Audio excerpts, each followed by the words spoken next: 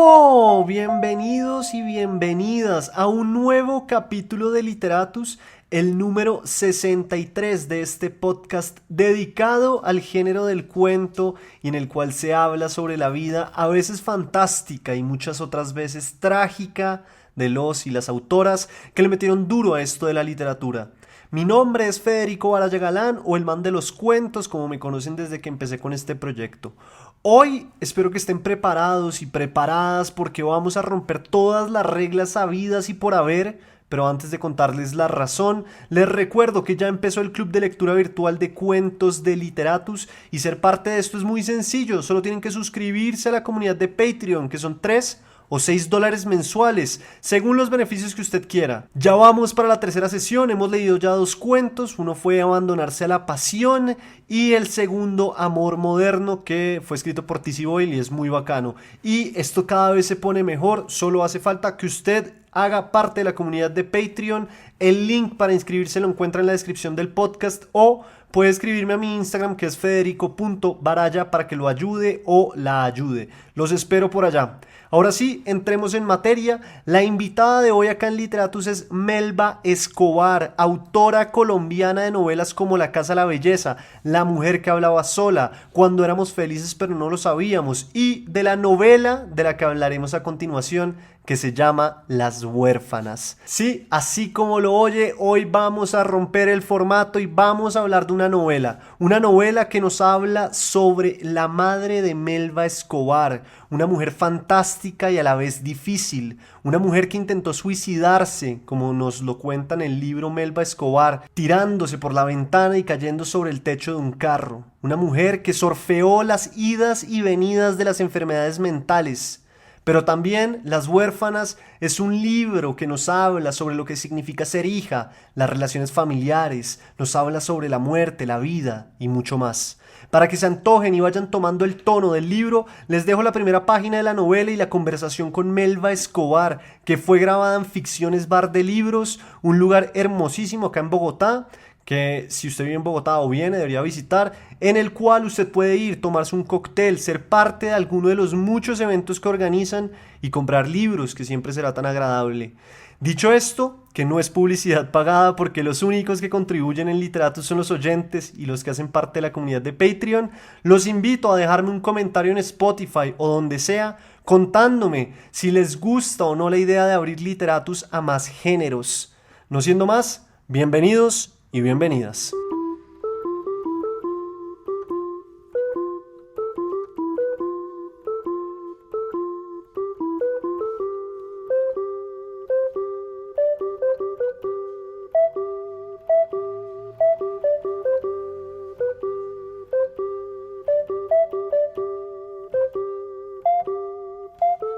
Las huérfanas por Melba Escobar, primer capítulo.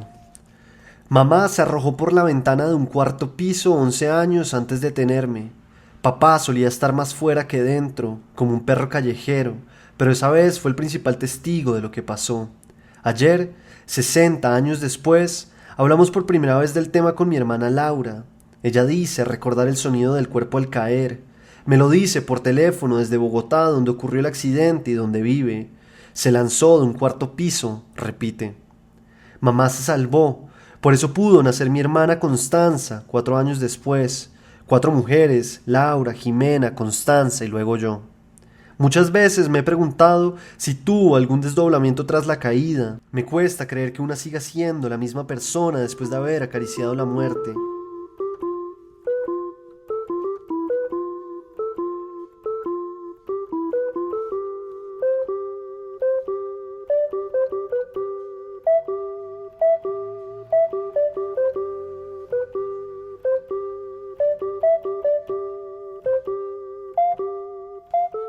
Bueno, Melba Escobar. Preciso ayer me acabé el libro y me pasó algo muy curioso y es que el libro me puso a pensar en el Aleph de Borges, sobre todo en esa apertura de Borges.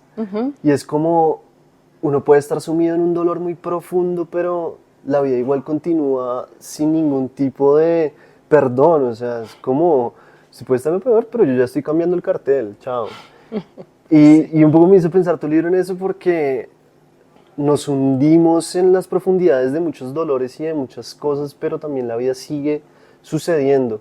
Y quisiera preguntarte para empezar, ¿qué sentiste cuando terminaste de escribir este libro? ¿Qué se siente terminar una novela de este tipo? Mucho cansancio y a la vez un gran alivio, como después de uno haber llorado mucho, ¿no? Como cuando uno se ha echado una llorada de una hora que queda profundamente dormido y relajado, algo así.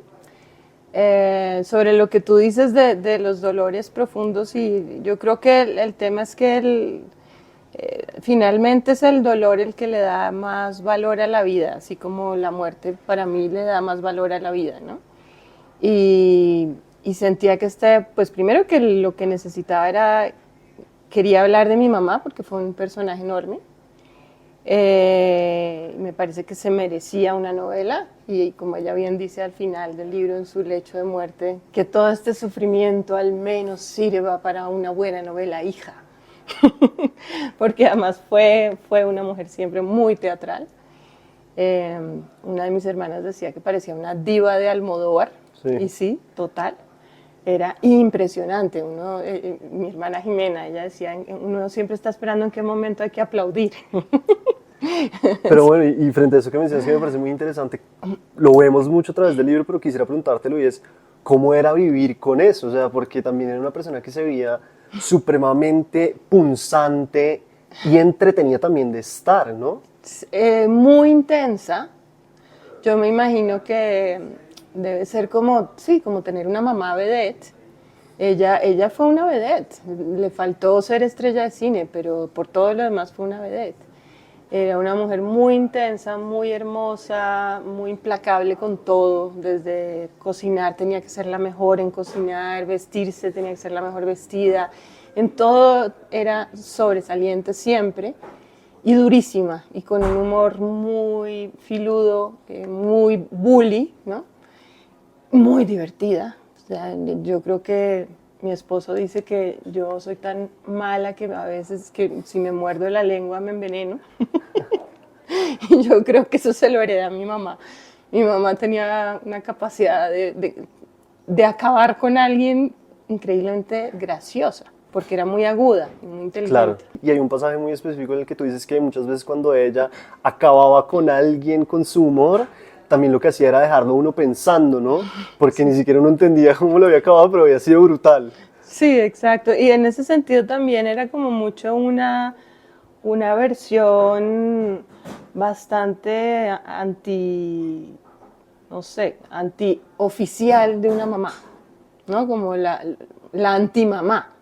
Una antimamá en muchos sentidos, aunque cocinaba increíblemente, claro. Aunque era una gran anfitriona, aunque era una mujer áspera, ácida, burlona, cínica, llena de trastornos mentales, que podía ser como la peor enemiga de uno. Y de alguna manera lo curioso es que hoy en día yo solo puedo estar agradecida con mucho de eso, ¿no? También porque siento que hice el ejercicio de ver de dónde venía todo eso. Cuál era su historia, cuáles fueron sus dolores y qué la llevó a tener una vida tan atormentada, aunque en los últimos años de su vida ella, pues, de alguna manera floreció y hizo las paces consigo misma, y aunque estaba muy enferma, fue cuando mejor estuvo también, porque creo que se reconcilió con la vida que llevó. Ahí tú mencionaste muchas cosas que me parecen interesantes que vayamos ahondando, pero la primera que yo quería preguntarte es sobre este tema que se lee mucho y se ve mucho en el marketing y en las redes, y es como que la escritura libera. Ya, sí. ¿Tú sentiste eso escribiendo este libro como liberación o no viene el caso y sentiste más fue como dolor? Creo que en mi caso sí fue una liberación, creo que ese no debe ser nunca el fin de la literatura. Creo que la buena literatura está al margen de lo utilitario y no debe cumplir un objetivo. Hoy en día se ve mucho que también por temas de marketing, etcétera, se busca siempre como una segunda intención más allá de la estética o de la puramente narrativa, como decir que esto te va a liberar o te va a sanar o te va a explicar o te va a mostrar. Yo no creo que esas sean funciones literarias.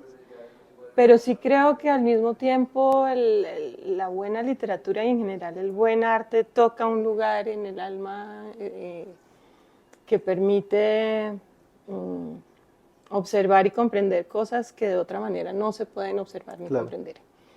Y sí creo que para mí este libro me llevó a ese lugar y espero que a otras personas también las pueda llevar a un lugar más allá de lo explicable y utilitario, pero donde hay algo que resuena en sanar también y en liberarse. Es increíble porque es un libro muy personal, pero es muy universal a la vez, porque estamos hablando del dolor de la madre, de la relación, y yo quisiera saber si escribir este libro te permitió entender mejor a tu mamá.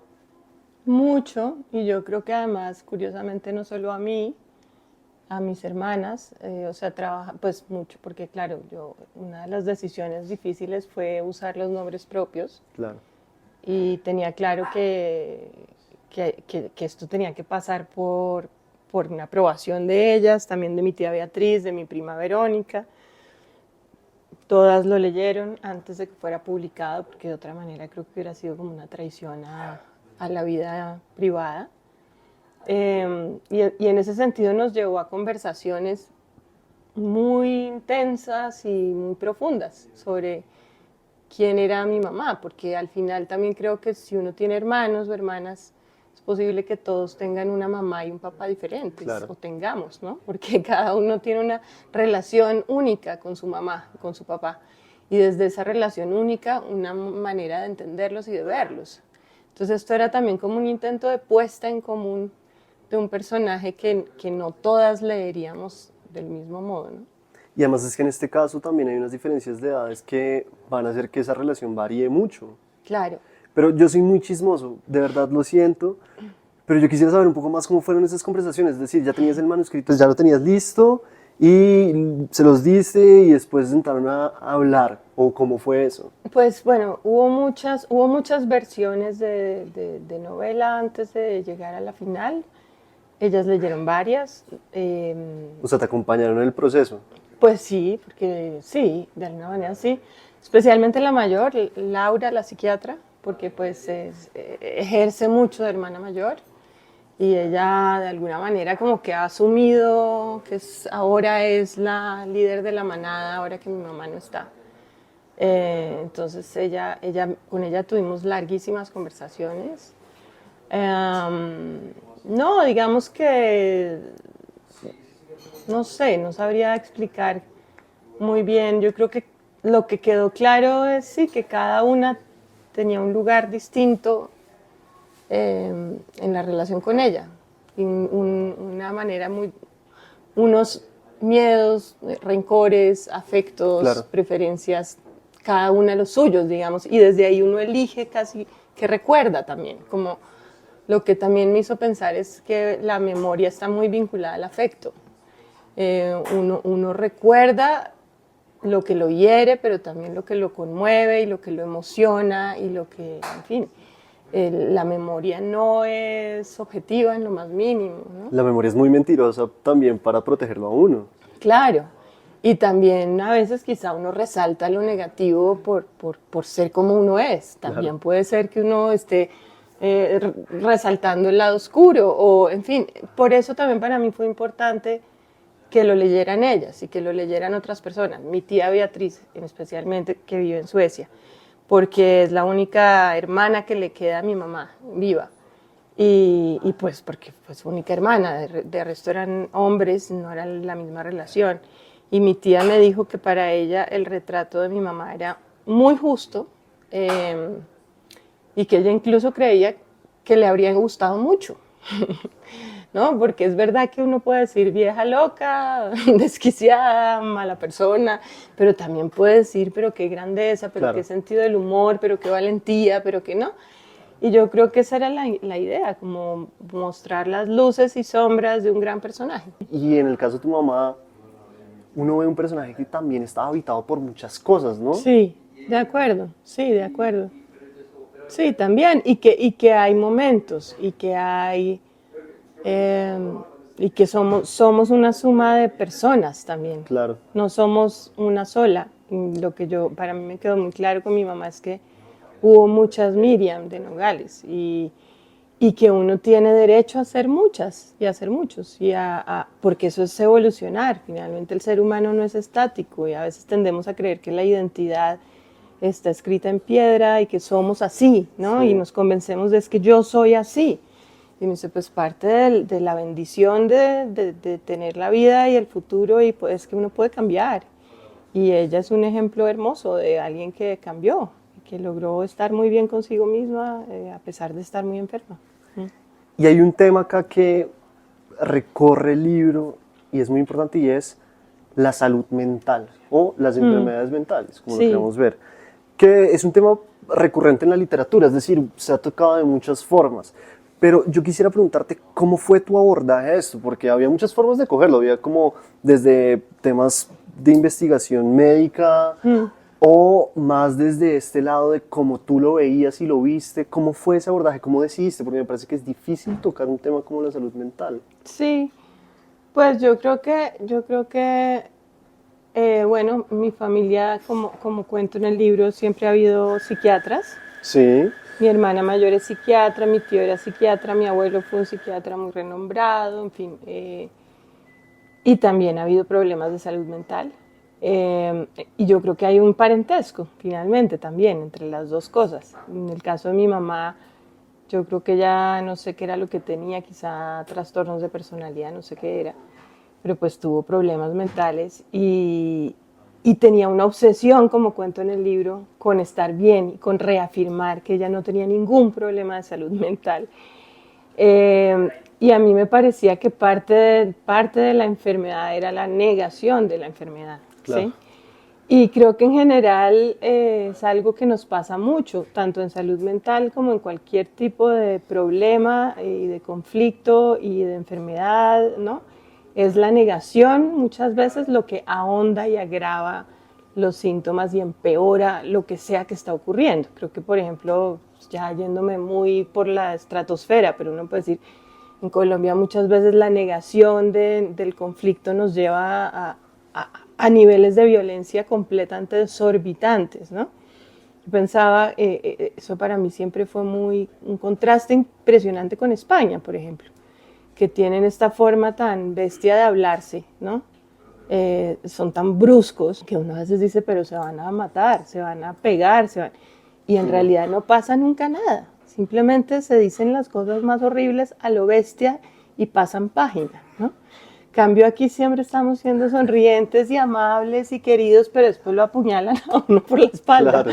Entonces, creo que eso también habla de la necesidad de la catarsis y de estar siempre de alguna manera liberando todo aquello que no está bien. Es una manera también de andar más ligero. Yo creo que parte de lo que a ella le hizo mucho daño era como esa angustia tan profunda que le producía la enfermedad mental, como la idea de que era una enferma. Creo que todo su esfuerzo en negarla incluso lo empeoraba, ¿no?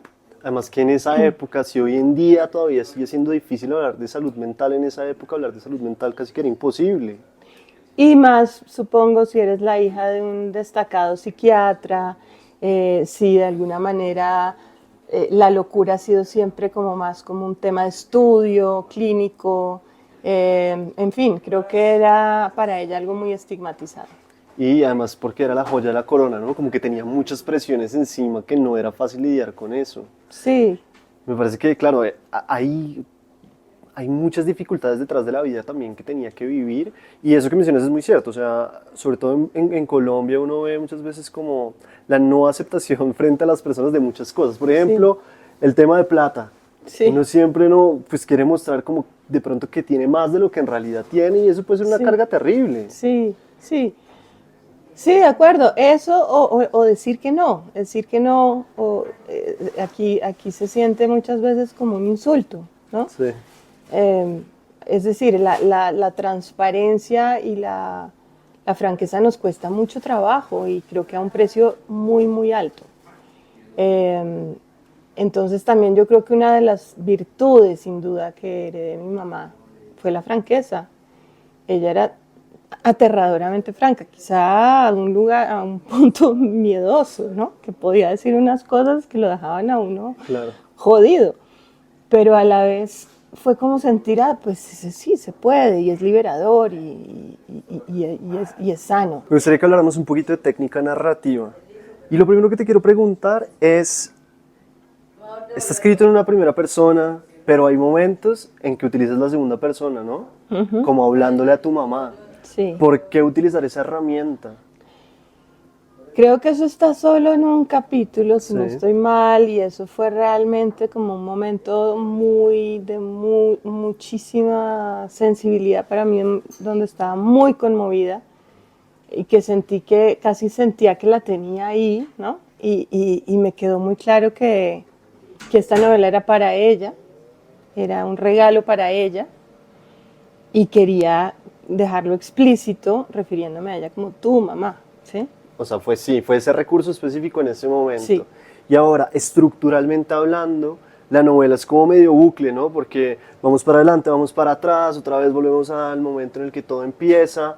¿Cómo se te dio esa estructura? ¿Que la tenías ya medio planeada? ¿Era algo que te gustaba? ¿O a medida que fue creciendo el proyecto te diste cuenta, esta estructura me está funcionando mejor, venga, juego con esto? ¿Cómo es eso?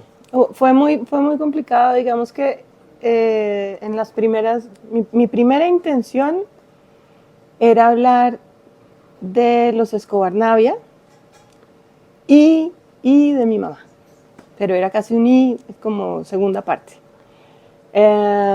Investigué muchísimo sobre las historias de los Escobar Navia, escribí muchísimo, porque esos son como unos buen día, ¿sí? Ahí Claro. se alcanza a ver una cosa, uno podría escribir una saga entera con las historias de esa familia, que es otro tipo de locura, una locura más tropical, más sabrosa, más imaginativa, más fantasiosa, lo que se quiera, ¿no? Y hay unos personajes que podrían ser perfectamente de novela de ese tipo. O sea, no recuerdo ahorita el nombre, pero es este personaje que escribe esta carta. Ulpiano. Sí, ¿qué tal esa historia? Sí, o sea, sí, y tú haces la investigación y encuentras esa historia. Todo, claro, todo eso y mucho más lo documenté. Digamos, lo de Chepa, el personaje Chepa, sí, hay muchas cosas impresionantes. Para las personas que no han leído el libro y pues para que se antojen un poco, ¿cómo es esa historia? Que a mí me impresionó mucho. Ulpiano Escobar era un hombre que le gustaban mucho los libros, y entonces tuvo una librería en Cali, pero le gustaban tanto los libros que no los vendía. No los vendía porque no quería que se los llevaran. O sea, la gente llegaba y como yo quiero este Borges, y él decía no. Cuando lo iban a comprar decía no quiero que se lo lleve. Entonces se quebró. Entonces lo que hacía era que tenía un puesto en la Plaza Caicedo en Cali con una máquina de escribir, y tenía puesto un letrero que decía: se escriben cartas de amor y de las otras, para yo no saber el y de las otras. Y él escribía cartas, y una vez vino una mujer a decirle que quería que su marido entendiera lo horrible que se sentía por la manera como era maltratada por él, y que le ayudara a escribir una carta, y le contó un montón de historias a él pidiéndole que las pusiera en una carta. Él escribe la carta, la señora se va y vuelve como a los 15 días de luto a decirle que la carta había tenido un efecto tan poderoso que el marido se había suicidado después de leerla. No, esa historia es increíble, ¿verdad? Esa historia, ahí hay un cuento, uno podría escribir un cuento perfectamente, esa es la imagen. Es cierto. Ya, ahí está perfecto. Es un cuento redondo, es cierto. Es cierto, y además, ahora que lo mencionas, es posible que el libro de los Buen Día sea más un libro de cuentos. Puede ser, porque también lo que pasó es que, claro, acabé indagando mucho, escribiendo mucho, y todo ese material ahora está huérfano porque salió del libro. Pero ¿y cómo era esa investigación? O sea, ¿tú fuiste como a hablar con familiares o había archivo? Quedan pocos vivos, con los pocos vivos que quedan también hay recortes de prensa, hay cosas, hay álbumes, hice mucho de este trabajo, de esta reportería, pero lo que pasaba era que luego aparecía también mi mamá y la historia de mi mamá, y claro, cuando yo empecé a trabajar esto con mi agente y luego con mi editora, me decían, es que no funciona porque se siente casi como si estuvieras tratando de pegar a la fuerza dos libros diferentes. Entonces uno dice, pero me voy por allá y de pronto me trae por acá, y tú tienes que escoger cuál libro vas a escribir, el de tu mamá o el de los Buen Día. Y esto ya era como un primer manuscrito. Sí, No claro. te puedo creer. Un primer manuscrito que tenía 200 páginas más. O sea, cuando yo vi este libro dije, no puede ser, es muy flaquito, es un librito, porque hubiera sido un mamotreto lo otro, pero es verdad que se difuminaba completo. O sea, mi mamá no era la protagonista en el otro libro y no era tampoco claro qué era. Era como una suma desbordada de historias y anécdotas que no tenían un hilo conductor. Entonces fue muy difícil, yo muy terca, intenté de muchas maneras cambiar las versiones, siempre manejando la misma masa, digamos, y siempre me decían, por más vueltas que le dé, No funciona. no, hay que escoger ya, hay que escoger cuál es el libro que va a contar. Y tú como escritora, ¿cómo lidias con eso? No es como, pero es que yo quiero, ¿no? O sea, No, como... claro, fue muy frustrante, porque además porque en el fondo yo lo sabía, o sea, en el fondo entendía, pero digamos también sentía que era un compromiso con mi familia, que de hecho siento que lo tengo, mi familia de Cali. Están todos mis primos, mis tíos, todos estaban esperando que el libro de los Escobar Navia, y sale este librito donde hay 3 pinceladas de anécdotas de ellos y de resto es todo mi mamá. Entonces yo un poco ahora que voy a Cali estoy diciendo, Dios mío, ¿yo qué les voy a decir? Después de cuántas entrevistas que les hice, yo creo que ahí hay otro libro que tendrá que escribirse en algún momento. Pero sí, creo que la decisión correcta para que el libro fuera lo que tenía que ser y tuviera un centro y fuera una historia redonda y fuera sobre mi mamá, que era la idea, era sacrificar la otra parte. Y entonces ahí estructuralmente, en este ir y venir entre esto, fue que fuiste encontrando de esta forma, ¿sí? Correcto, fue como si hubiera hecho, sí, una masa mucho más grande como para construir una escultura de 3 metros y al final puliendo me quedé con una de 50 centímetros. Ok. Sí. Digamos, para las personas que les interesa escribir novelas o que tienen como esas dudas, ¿de qué sirve o qué ventajas da esta clase de estructura? ¿Por qué uno utilizaría esta estructura y no una estructura lineal simple? No, yo no lo veo en términos de ventajas ni desventajas. Lo veo más como lo que para mí es orgánico. También creo que es la forma como trabaja el cerebro y cómo funciona la memoria. Yo creo que para mí la literatura y en general el arte está hecha de vinculaciones, de conexiones aleatorias, que de alguna manera si parezcan ser completamente aleatorias, van construyendo una cosa que tiene un sentido, que tiene una lógica. Claro. Es una lógica que va más allá de lo racional, que está más vinculada quizá a lo sensible o a lo intuitivo. Entonces creo que el libro está construido así porque es la forma orgánica como uno recuerda. Uno piensa, no sé, me acordé de ese momento en que mi mamá decide contarme que trató de suicidarse justo cuando yo le digo que me llegó la menstruación, y es muy delirante, ¿sí? Que es algo que pasó cuando yo tenía 12 años, pero que desde siempre dije, esto tiene que tener un significado, ¿no? Siempre estuvo ahí, es decir, todos estos años esa historia necesitaba que yo la contara. Y así no lo supiera, estaba guardada en algún cajón trasero de mi cerebro esperando su momento. Porque para mí es además como la metáfora clarísima de cómo uno siempre está vinculando la reproducción y la maternidad con la muerte. Son 2 caras, ¿no? Es como que el día que uno tiene un hijo nunca ha tenido la muerte más presente que ese día. Es como este me va a superar. Ahora sí, sigo yo, o sea, la siguiente en la cadena soy yo y este va a seguir. Entonces, sí, creo que es más como trabajar eso desde lo orgánico, buscándole un sentido de fondo. Lo cual no quiere decir que no haya una estructura pensada, porque claro que la hay. Digamos que está muy claro que hay una estructura pensada aquí. Hay un plan, y el plan estaba hay 2 Miriam, mi prima, mi mamá, se llaman igual, tienen un montón de parecidos.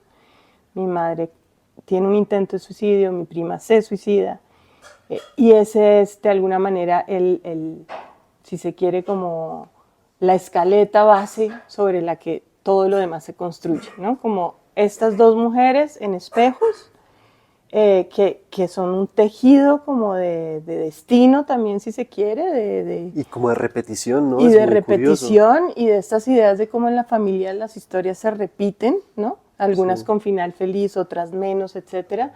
Pero era casi como tratar de exorcizar, si se quiere, el destino al dejarlo todo expuesto, ¿no? Es como eso. Sí, yo te iba a preguntar por eso, porque me parece que eso es algo que se ve muy presente en el libro y es como la repetición de las historias y como del ciclo de la vida. Pero me gustaría ahondar un poco también es en el tema de la maternidad, porque a pesar de que no es el tema principal, como que tu maternidad y demás, sí hay como pequeñas esquirlas donde lo tocas y dices que eso también te ayuda a entender un poco lo que era para tu mamá haber tenido hijas, ¿no? Sí, sí, digamos que sin duda, yo creo que si yo no hubiera sido madre, tal vez no entendería a mi mamá como la puedo entender ahora, ¿no? También en el sentido como de pérdida de la singularidad, si se quiere, de cómo uno ya no es uno solo en el mundo. Eso es muy, muy brutal. Eso dicen mucho, como, y también como de sentir que, claro, ahora su vida también es como la de esta otra persona, ya no Sí, puedo irme de fiesta y no, se me olvidó todo. exacto. No, sí, no me puedo matar. Es curioso, el tema del suicidio para mí siempre, pues siempre ha estado en la imaginación y bueno, en las historias que me rodean, pero siempre pensaba, cuando iba a ser mamá, pensaba, nunca he tenido tendencias suicidas, pero pensaba, a ver, ¿qué no voy a poder hacer cuando sea mamá? Pues no me voy a poder matar. Pero ese pensamiento. No me voy a poder matar, porque claro, ¿cómo le voy a hacer eso a un hijo? No puedo, Claro. ¿no?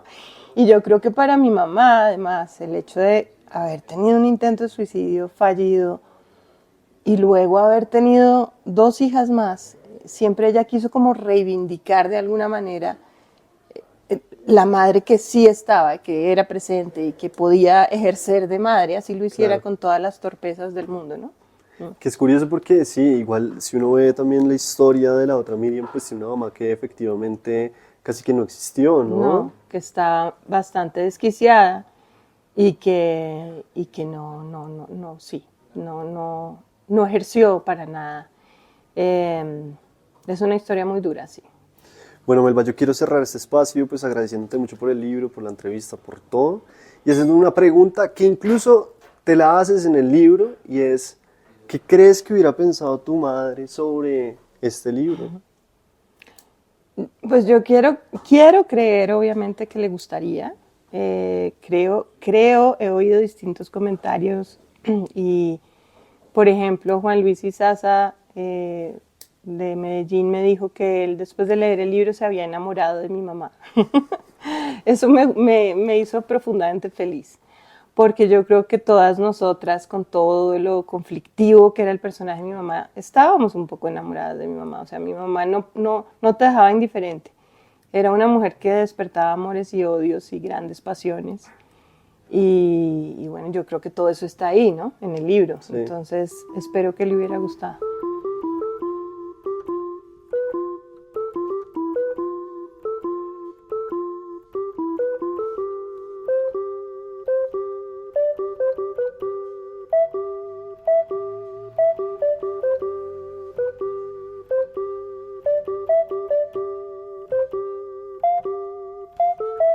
En este capítulo número 63 de Literatus, la invitada fue la escritora colombiana Melba Escobar y hablamos sobre su nueva novela Las Huérfanas. Recuerde que ser parte del Club de Cuentos de Literatus es muy fácil, solo tiene que suscribirse a la comunidad de Patreon y así también ayudar a este proyecto. No olvide comentar si le gusta o no la idea de abrir Literatus a más géneros. Nos oímos en un siguiente capítulo.